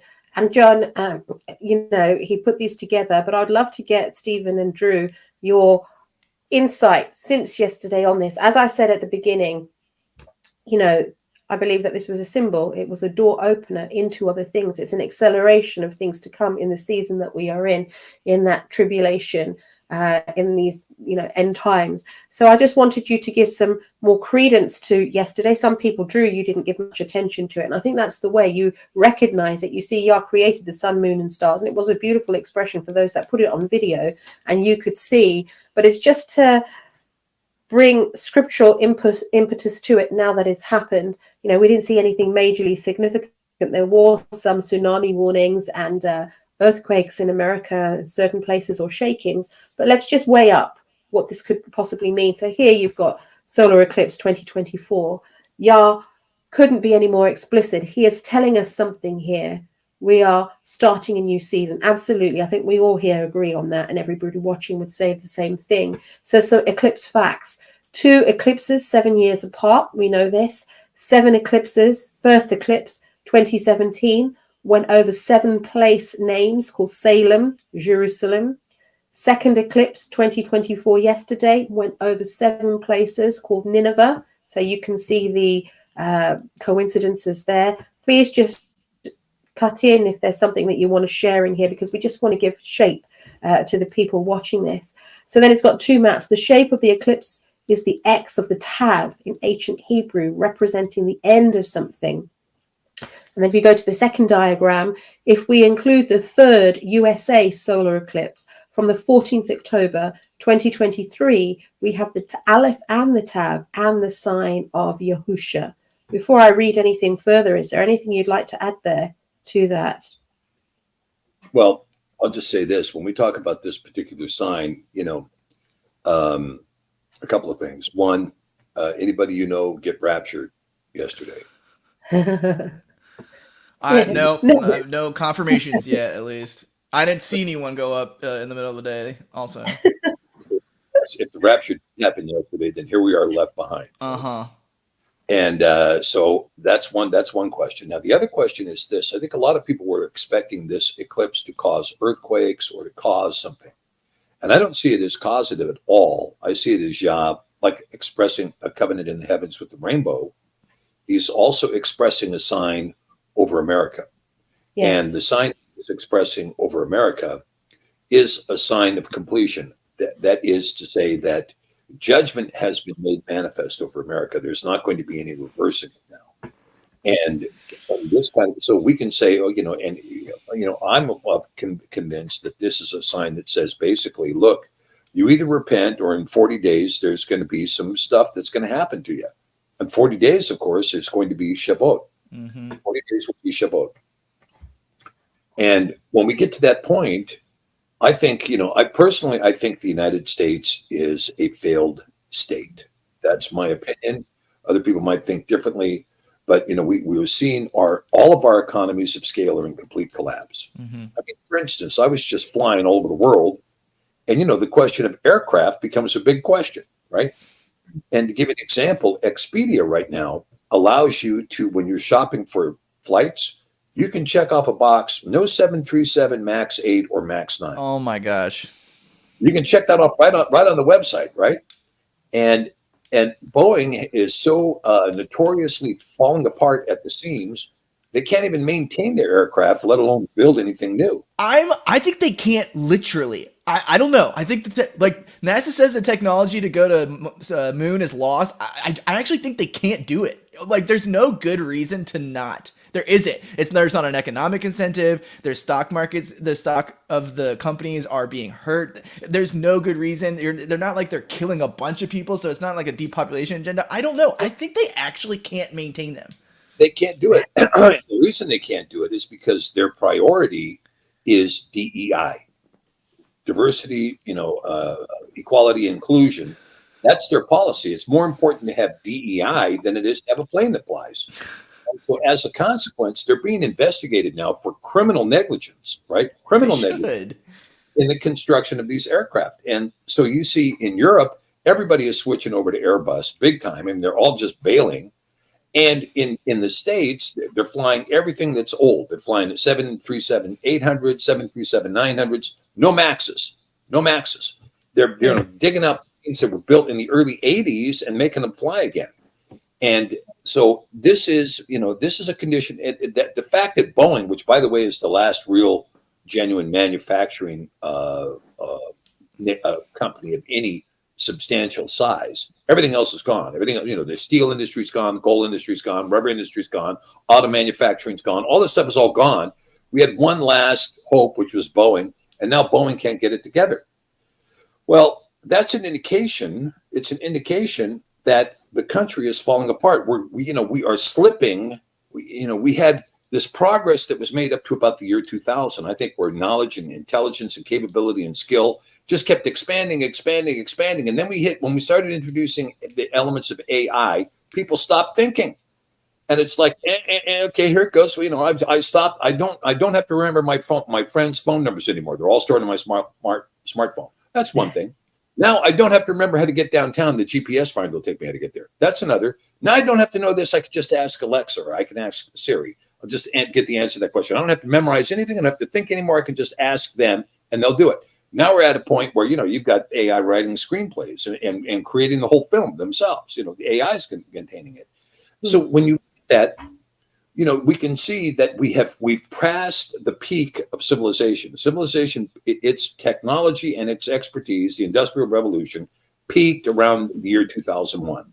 Yep. And it's been cascading now towards a new dark age. That's where it's going. And it's going much faster. I mean, if we had if the peak looked like this, on the bell curve, right? Coming up like this, and then, right? This initial collapse is a big collapse. And it's going to take us back a long way. But in terms of the fabric of the United States, we have two potential guys, neither of whom represent Americans at all. You have one guy who represents his own wallet, and then you have another guy who represents the communists that want to kill everybody in the country. And those are the two factions. Where is somebody that's representing America that's running for the presidency, right?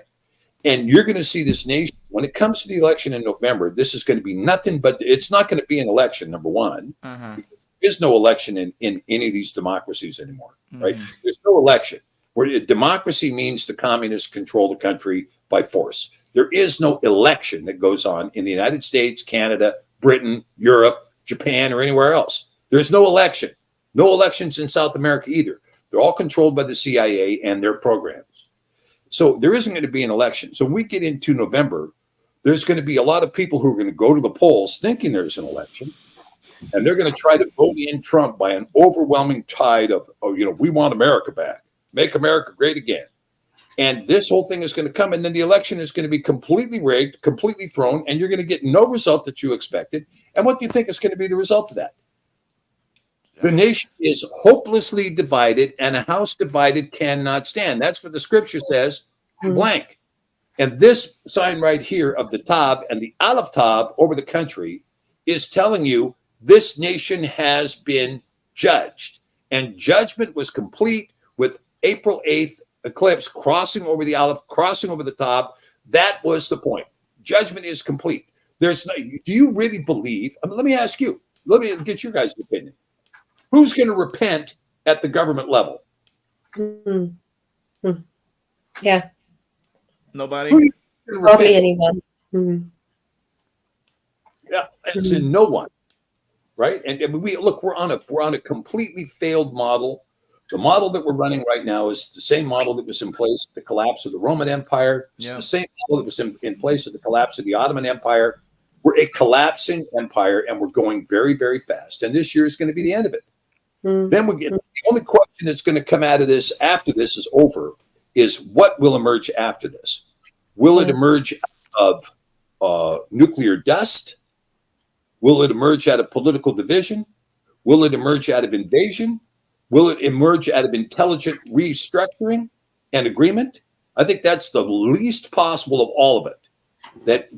That what is going to come in North America will emerge out of discussion, intelligence, reason. Correct. And that's the least possible. The most possible is probably war. Well, I think I totally agree, because I think it's telling that you see the witness in this in the Nineveh towns. I'm sure everyone's familiar with the story of Jonah, but Nineveh was given an ultimatum. They repented or they were going to be destroyed. Fortunately for them, they repented. And so the question we can all answer for ourselves is, did America repent? Did America, the organization? Yeah. No, you're just answering a question. Yeah. Right. Exactly. And so, I think always these types of markers are, for the believers, are reinforcement of our faith and our walk, right? And so we always look at these things as reasons to keep going, as reasons to, I personally, I find it so hilarious that, for the secular world, it's just an absolute coincidence that the moon and the sun are the perfect size to block each other out. Sure. What's astronomically small number is that's a coincidence to happen? And so one, it's a exercise of Yah's authority, right? I mean, it's very clear that this is his system. He designed this. He made this. These signs are, simply one way to, continually remind us of that. But, for us, if, for us that live in America, if judgment's coming, or if it's not, which I think it is, you only have one avenue anyway, which is the narrow path. And so as these things come about, as earthquakes come about, tsunamis in different places and wars and rumors of wars, I mean, it's just more symbolism pointing you that it's important to be on that narrow path. And as long as you're on that narrow path, I loved the opening slides too, Jessica. You read in Timothy, we weren't given a ruach of fear, but of power and love. And we need to continually remind ourselves of that. I think these types of events should be, a little bit of a kick in the rear end if we aren't, as we all, especially I think Passover too. So for me, Passover was really my kick in the rear end. as much as we all need one to, get back on the narrow path and get rid of the leaven. And I think that, when we see these eclipses and stuff like that, I think they're just excellent reminders of where we need to be, how we need to be moving. And I think, it's interesting. I think that it's also a reminder of, the time for division is long past. There wasn't ever one, to be honest. There really wasn't ever a time for division. You read that in Paul. You read that everywhere. You don't vex your neighbor.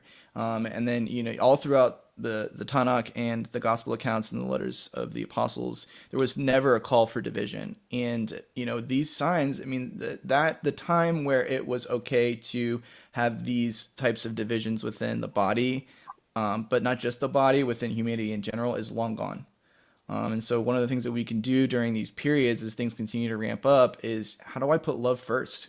How do I put forgiveness first? 70 times 7. How do I make sure that the people in my life know that they're important to me, and how best can I be a light to them? Like I mentioned with my brother, I'm not there beating him over the head that he's not a believer. I'm just trying to be a light, and I'm trying to lead with love. And I think it's incredibly important right now. I think it's important we put aside all of our differences that exist within the body and come together, because time was always short, and these are just reminders of how much the clock is moving. Right, the clock. There's no Joshua moment here where the sun's stopping. We're marching into, we're marching deeper into the Book of Revelation, and so I think these are markers of that, and we need to kind of take them seriously. And I think it's a big call for me. And one thing I really take away from it is how can I lead with love? How can I shed leaven continuously, and how can I make sure that I'm not a cause or supporting of divisions within the body, because we need each other at these points. Wonderful. Yeah. That actually leads. Sorry, Stephen.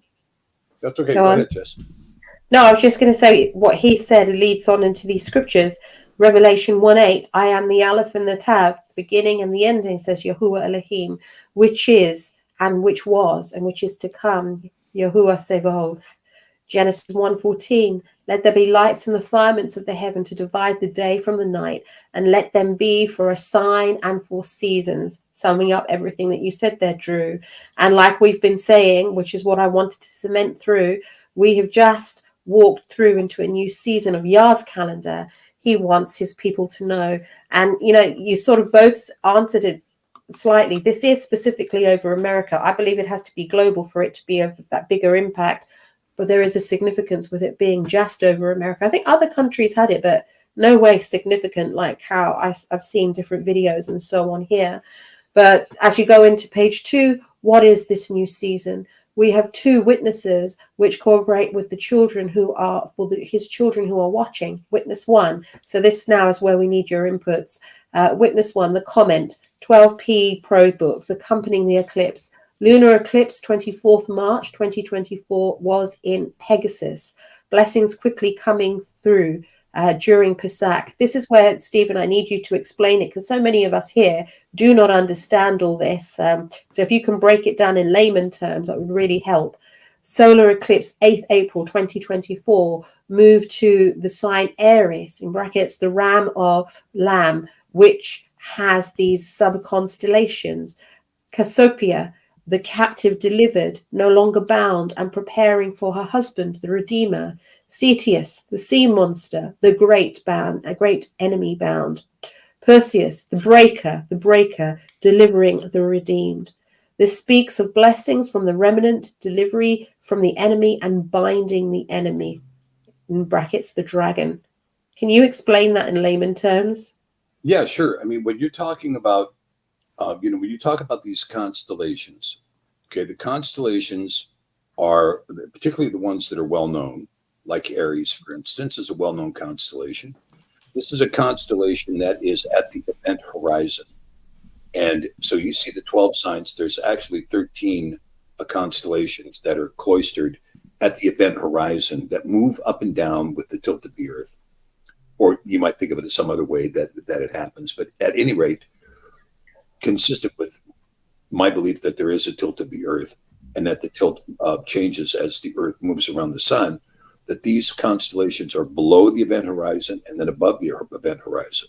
but these are the ones that are commonly watched. However, when you talk about constellations such as Pegasus, Cassiopeia, Cetus, Perseus, these kinds of constellations, these constellations are sub-constellations to Aries. They're within Aries. Oh. And so what you're seeing here is that this comet, which by the way is also known as the Devil Comet, because it's got horns. This comet has horns coming in. And it should be visible in the sky tonight. If those of you have clear skies, you should be able to see it tonight. In America? Just in America? I think in America, yeah, I think you can see it tonight, yeah.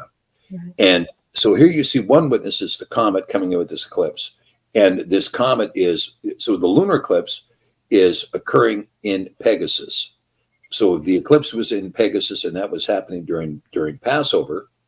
That happened when we were at Passover, in fact, when we were down in Cornwall. Right. And the solar eclipse happening on the 8th of April moved into Aries. So this means that the placement of these in the sky, if you looked up at the night sky, you would see the sun, the moon crossing in front of the sun, and behind it would be this constellation Aries, and in particular Cassiopeia, Cetus, and Perseus behind it.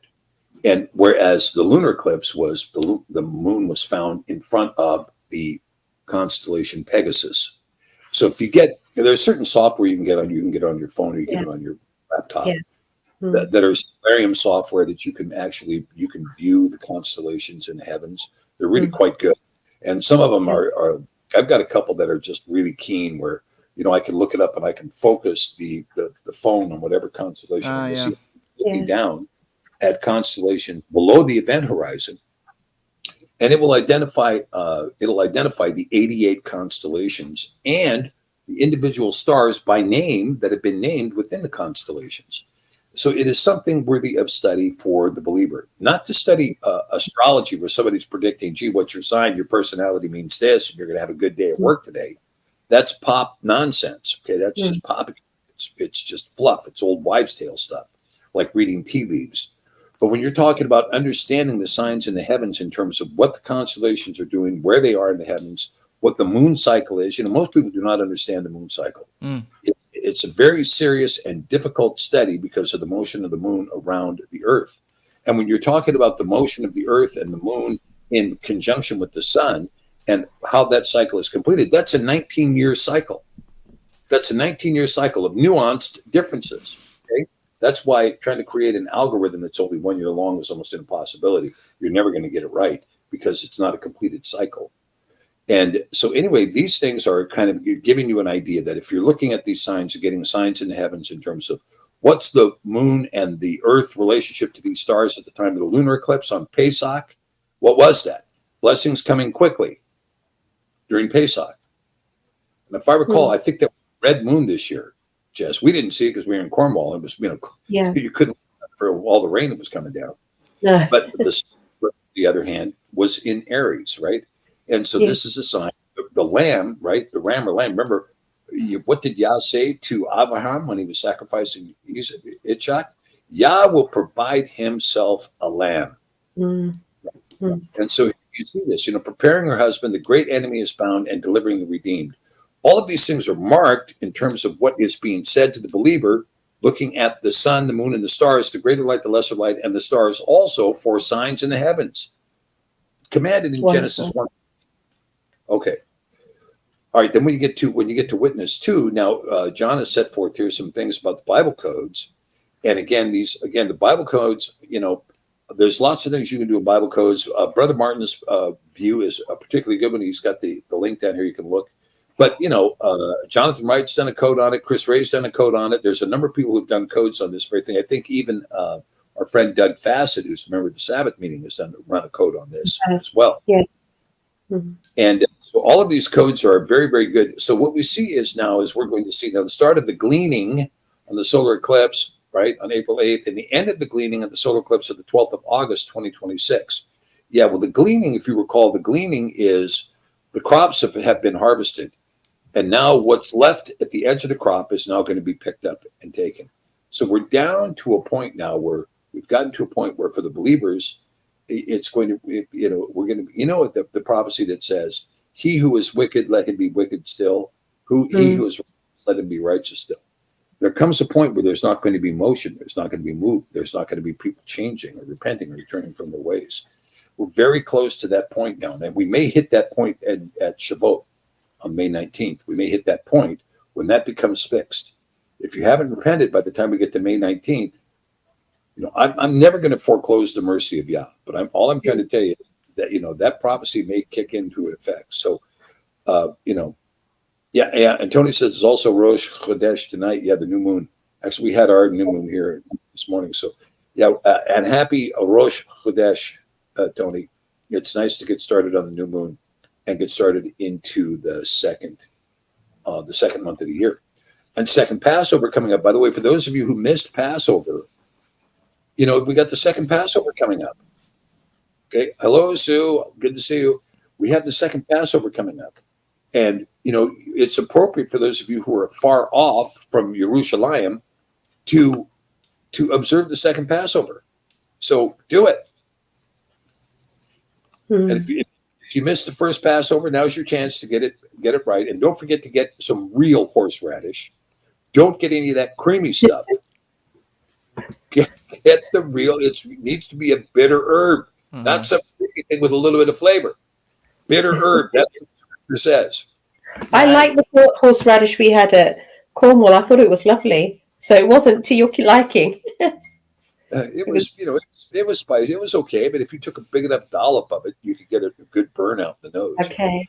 I'm talking about something that clears the sinuses for a day. Yeah, I'm not sure I had that either. We had some horseradish, but the favorite at my house was I made a chimichurri with some herbs, and it was quite tasty.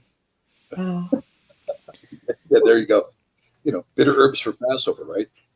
But here we are. And so I do think, and it's just, I'm going to shut my mouth here because I've been talking too much during this program today, but just for empowering everybody, just keep this in mind, that if you look at the scriptures, you look at all the prophecies of the horrible things that are coming on the earth, virtually at every place, there is a promise to Yah's. Yes. That you will escape the calamity. You will be covered by his wings. You will be taken care of. You will be sheltered in him. All these things are going to happen. Now, that doesn't mean that, that when the calamity comes on the earth, suddenly you're going to be living in a 10,000 square foot manor house and driving a Bentley. Doesn't mean that at all.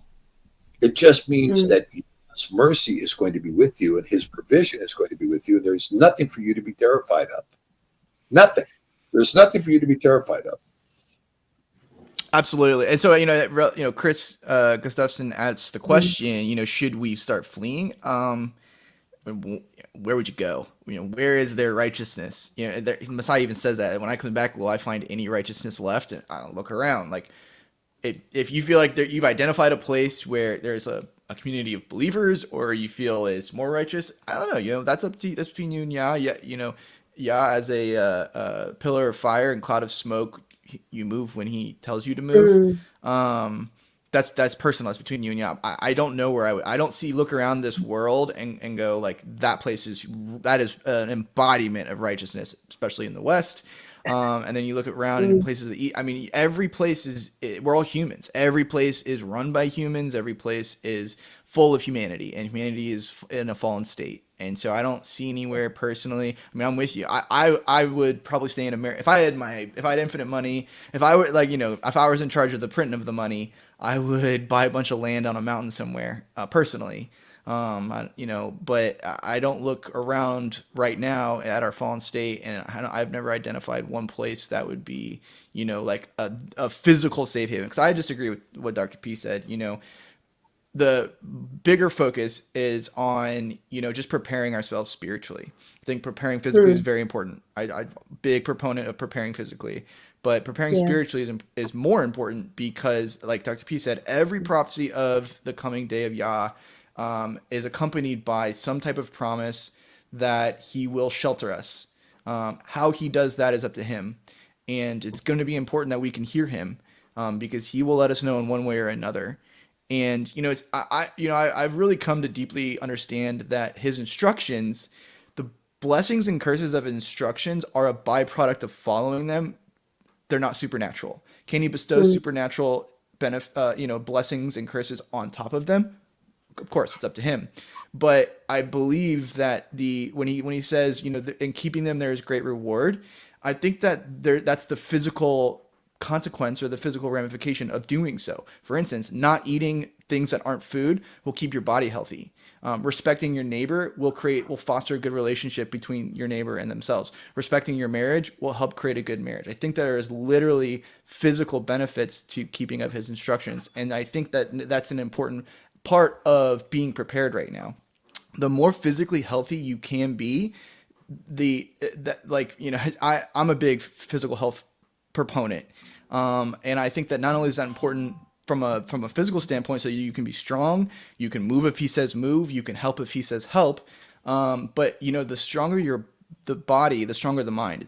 You look at science even, and you get scripture that shows this. If you can maintain physical health, you can maintain your mental health. And this goes even into fortitude and willpower. The stronger you are physically, the more fortitude and willpower you will have to resist, to do the things that might be asked of you during this time. You're also a light.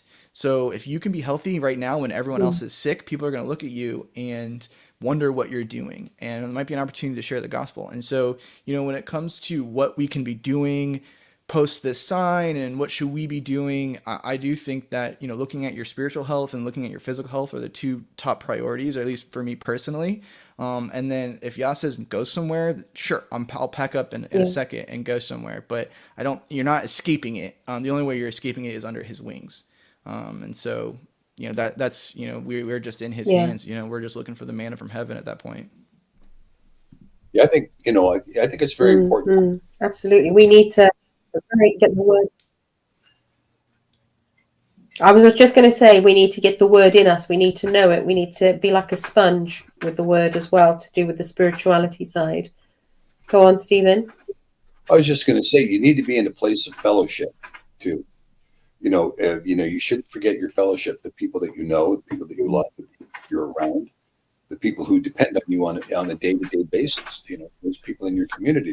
If you're isolated right now, that's something to think about to increase your fellowship, because, it's going to be very important to know people here and know people there. And it's knowing people that is going to make the difference in terms of how you survive, not where you are. Because you can be alone, in a big city, and so, but then again, you can have practically a rural fellowship in a big city too. Somebody's got a chicken that they're hiding in the backyard. Somebody's growing potatoes in their living room, whatever. But you have this opportunity, and so the thing is that you're dead right on this, Drew. There's not a single government on this earth that's not corrupted right now, that's not horrible, that's not doing horrible things. Look at how many governments participated in the scan, right? They were all participating. Every single government on earth participated in the scan. You fly around the world, you go into some country and you see social distancing markers at the airport ticket counter. Hey, how did this happen? Weren't you guys thousands of miles from the epicenter? Yeah, but we got on board. And so this is why, and also I think one thing that I think a lot of people lose sight of is the giving thanks, because I think when we give thanks for the things we stop complaining about the things we don't have for a few minutes, right? And so prayer and supplication, and you mentioned it, Drew. Showing love to the non-believer speaks volumes. You can sit there and preach. The word. If you would just read John 1, if you would just read Matthew 28, if you would just read, no. But you show somebody love and consideration for their lifestyle, not for their lifestyle, but for their life. I care about you. I care about the things that happen to you. I care about the circumstances that are in your life that are making you suffer. I care about those things. And, and I want to try to lift you up as much as I can. I can't dip into my wallet every time I turn around, but I can come up with an idea. Have you thought about this? Have you tried that? I know somebody that can do this. How about those kinds of things? Make a big difference in somebody's life, and particularly in non-believers' lives.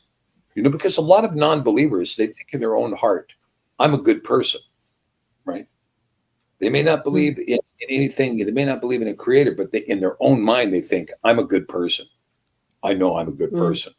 Well, you may or may not be, right? Because if you don't know what sin is, you might not know how many sins you're doing, right? Correct. But to be able to somebody and say, okay, in the goodness of your heart, let me say this to you.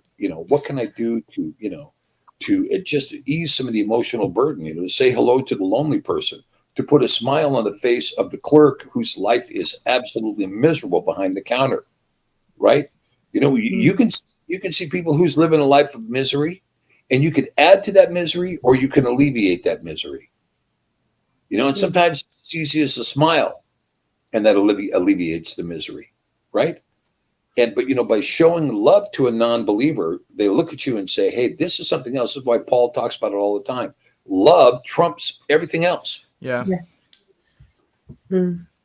Beautiful. And what the Messiah say, those who love their friends are no better than publicans, are no better than sinners. And the Father in heaven makes it to rain on the just and the unjust. And I personally think it's incredible. And we had this interesting discussion on Shabbat of like, how do I talk to my family and I'm not saying to not share the gospel, but just meet them where they're at.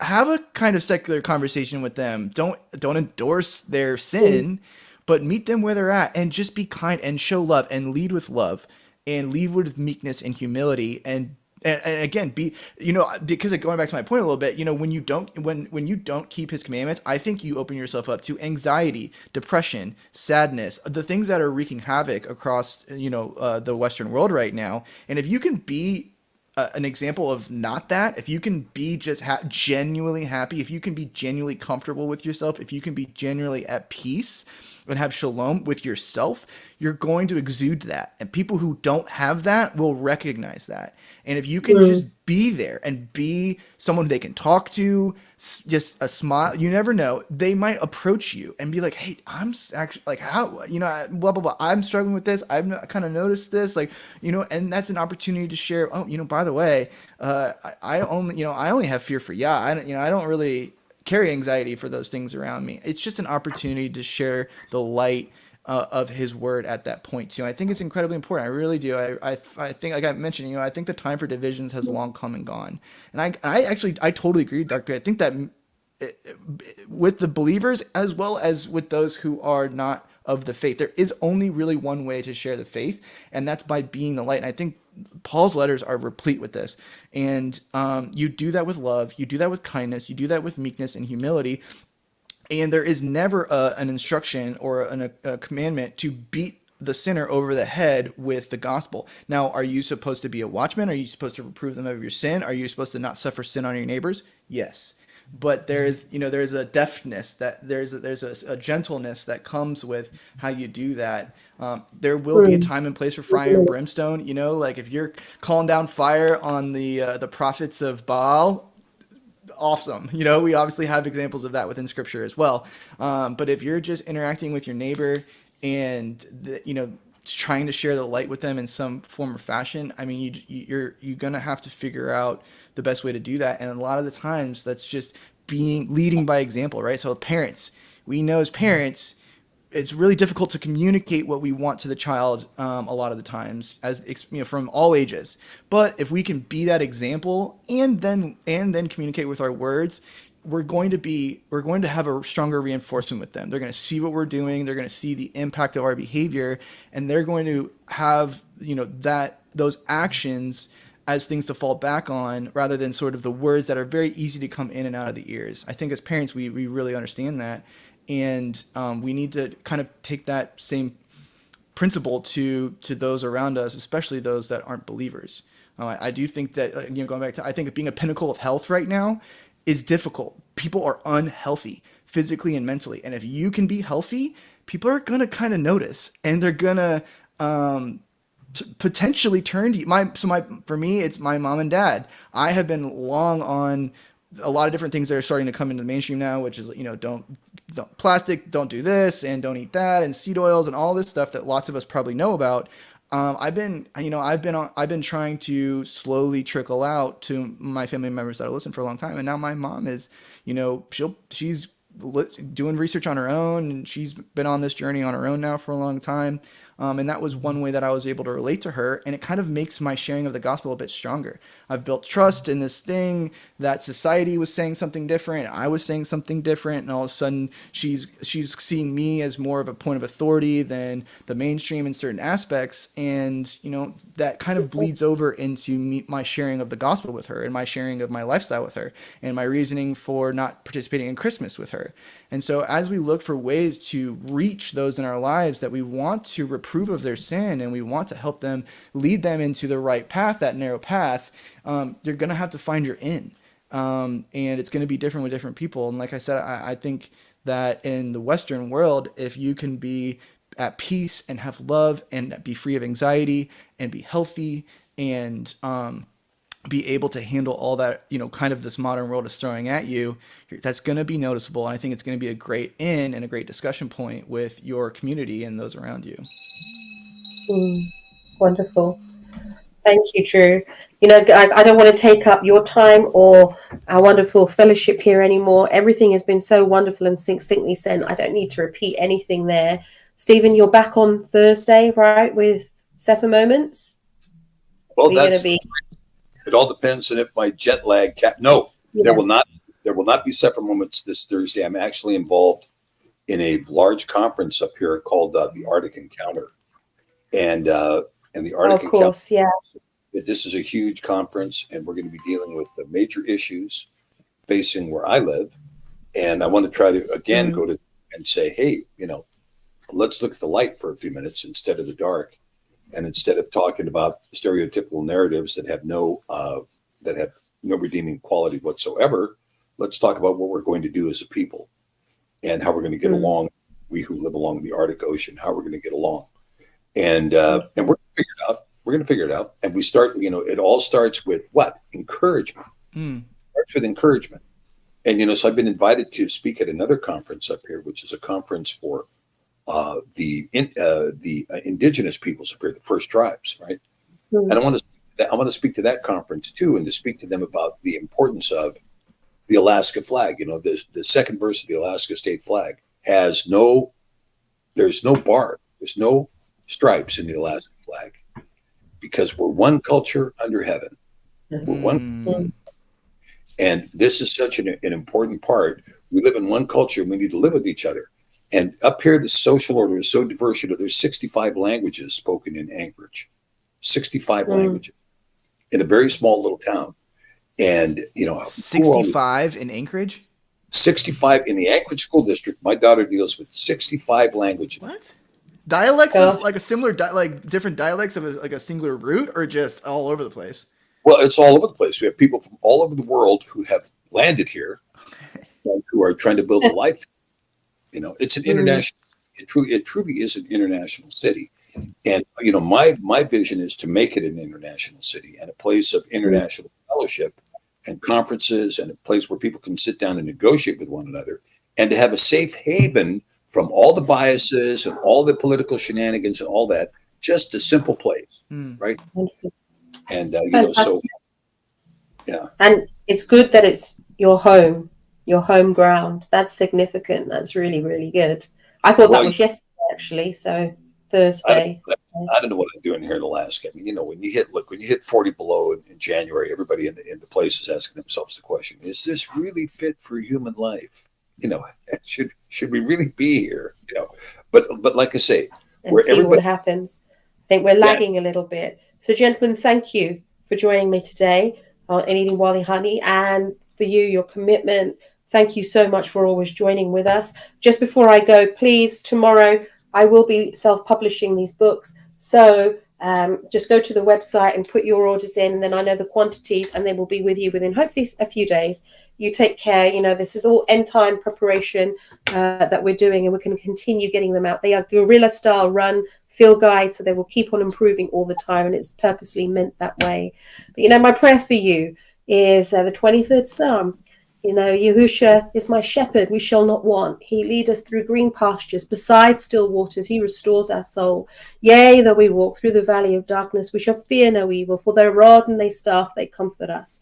You prepare a table for us in the midst of our enemies. Surely goodness and mercy shall be with us all the days of our life, and we shall live in the house of Yahusha forever and ever. Amen. Amen. We love you guys. Thank you.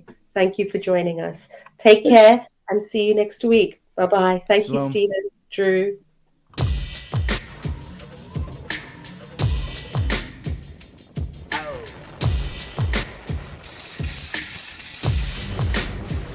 Two people laughed. Two people cried. Now I am become death, the destroyer of worlds.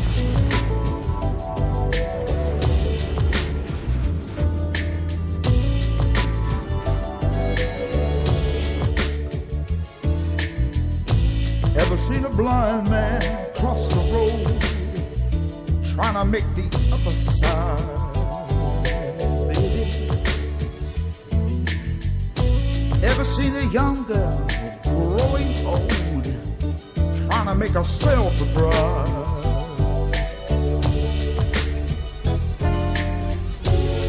So what becomes of you, my love? Now I am become death, the destroyer of worlds.